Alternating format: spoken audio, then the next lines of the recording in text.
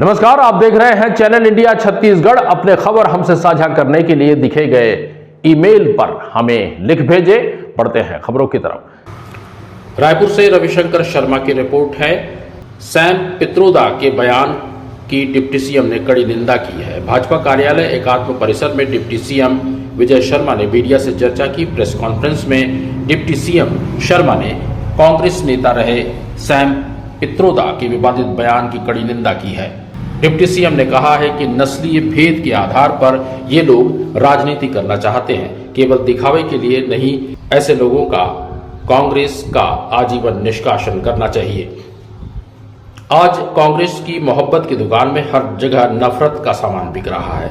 दक्षिण भारत में अलग देश बनाने की मांग करने वालों को कांग्रेस ने टिकट दिया। जेएनयू में जो देश के विरोधी बातें कर रहे थे उनको भी कांग्रेस शरण देती है। और क्या कुछ कहा डिप्टी सीएम ने, आइए आपको बताते हैं।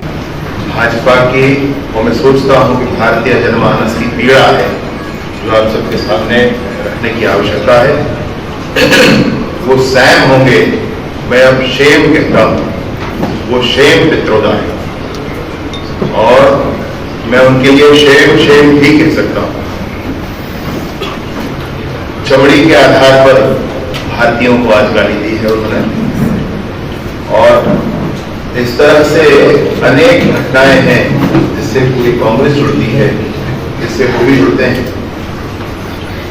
कांग्रेस के किसी हिडन एजेंडे को ही आगे लाने के लिए उनको बोलना होता है, टेस्टिंग करते हैं शायद कि क्या प्रतिक्रिया आ रही है। इसी तरह से आज जो विषय जिस पर हम लोग बात कर रहे हैं, आप सोचें आज के युग में इन्होंने फिर से वो बात याद दिला दी जब हमारे मुखिया, हमारे नेता महात्मा गांधी जी को दक्षिण अफ्रीका में सिर्फ इसलिए नीचे उतार दिया गया था क्योंकि उनकी चमड़ी का रंग अलग था। अभी सब भारतीय हैं, ये बात समझना पड़ेगा। अभी हमारी पार्टी है भारतीय जनता पार्टी जो 2047 के भारत की कल्पना कर रही है। इस कल्पना में है कि आगे कैसे बढ़ा जाए, कैसे समूचे देश को ले जा करके विश्व के मानचित्र पर सबसे ऊपर बिठाया जाए, कैसे सशक्त भारत बनकर सामने आए। और एक तरफ ये है जो अब भी वही नस्लीय भेद के आधार पर राजनीति करना चाहते हैं। कहते हैं कि पूर्व के लोग ऐसे हैं, पश्चिम के लोग ऐसे हैं, दक्षिण के लोग ऐसे हैं, उत्तर के लोग ऐसे हैं। ये नहीं दिखता है इनको कि उत्तरम यत् समुद्रशित मादृश्यम दक्षिणम, और उत्तर से दक्षिण तक भारत एक है और हम सब भारत की संतति है। ये उनको नहीं दिखता है। मैं आज भी और आप सबके सामने भी और सबसे इस बात को कहना चाहता हूं, उत्तर पूर्व से भारत जुड़ा हुआ है। महाभारत काल में भी वर्णन इस क्षेत्र का है हमारे पास और हर विषय पर नहीं। मतलब आज के युग में इस तरह की बात करना और उसके लिए किसी बात का तर्क देना, मैं सोचता हूं कि वो भी बेईमानी है, किसी तर्क की आवश्यकता नहीं है। हम इंसान हैं, हमको परस्पर सहयोग जीवन में करना होता है। इसी तरह से मैं कहता हूं कि भारत के संदर्भ में बाबर ने आकर के हमारे राज्य भगवान राम के मंदिर को तोड़ा था और जब वो मंदिर तोड़कर यहाँ पर तोड़ा था उसके बाद गांव-गांव, गली-गली भगवान के पूजा और रामायण हुआ करते थे, परंतु भगवान का उचित स्थान उनको मिला नहीं। हम भगवान का क्या माने, हमारी भावनाओं को उचित स्थान नहीं मिला और भगवान का मंदिर बनने से मेरा स्वाभिमान तुष्ट हुआ है, मेरे भावनाओं को उचित स्थान मिला।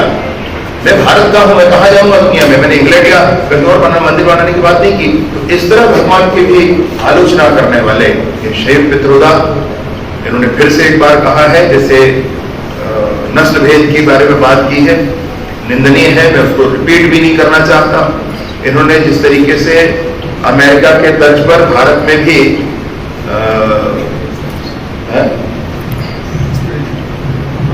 स्त्री धन पर आक्रमण करने की बात कही है या उसका विरासत टैक्स उसकी बात कही है। भारत में एक जीवन नहीं जीता है आदमी, भारत में कई जीवन तक बातें होती हैं। आप, मेरे बच्चे, आपके बच्चे भी आपको याद करके पितृपक्ष में कार्यक्रम किया करते हैं, हम भी करते हैं अपने पिता और अन्य लोगों को याद करते। भारत में जीवन एक बार का जानवरों की तरह नहीं होता, भारत में जीवन कई पीढ़ियों का होता है। तो उस तरह से परेशान होने की आवश्यकता नहीं है।